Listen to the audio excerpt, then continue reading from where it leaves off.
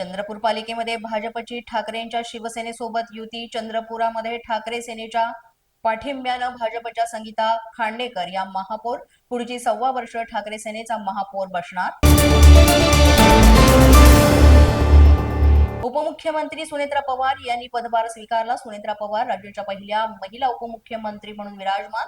सुनेत्रा पवार त्यानंतर मंत्रिमंडळ बैठकीलाही राहिल्या उपस्थित।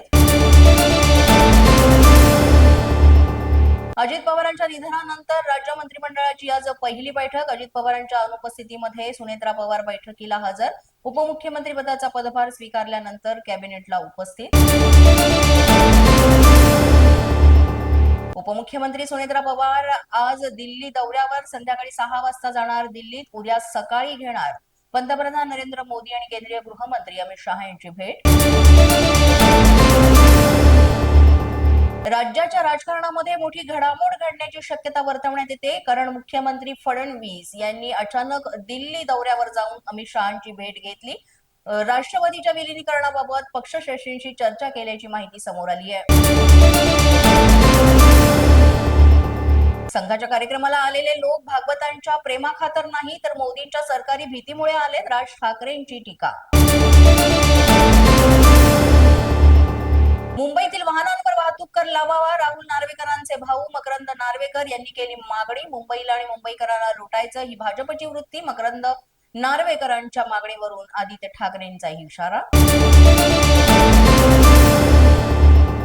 शरद पवारांच्या राष्ट्रवादीचे आमदार रोहित पवारांची आज पत्रकार परिषद। अजितदादांच्या विमा अपघातासंदर्भात मोठा खुलासा करण्याची शक्यता। शरद पवार यांच्या तब्येतीमध्ये सुधारणा। कालपेक्षा आज तब्येतीत सुधारणा झाल्याची माहिती समोर। डॉक्टरांच्या सल्ल्यानुसार शरद पवार यांना विश्रांतीची गरज असल्याची माहिती समोर।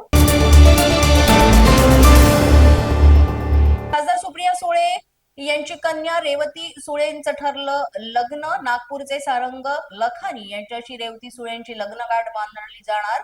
सुप्रिया सुळेंचा मुलगा विजय सुळेनं दोघांचा फोटो केला पोस्ट। या बातमीपत्रात आज इतकंच। तुम्हाला आमचं बातमीपत्र कसं वाटतंय याबाबत अवश्य अभिप्राय कळवा। यासाठी पोलीस माझा न्यूजचे युट्यूब चॅनल सबस्क्राईब करा, तसंच आमचं फेसबुक, इंस्टाग्राम आणि ट्विटर अकाउंट फॉलो करा। अधिक माहितीसाठी आमच्या www.policemazhanews.com या वेबसाईटला भेट द्या।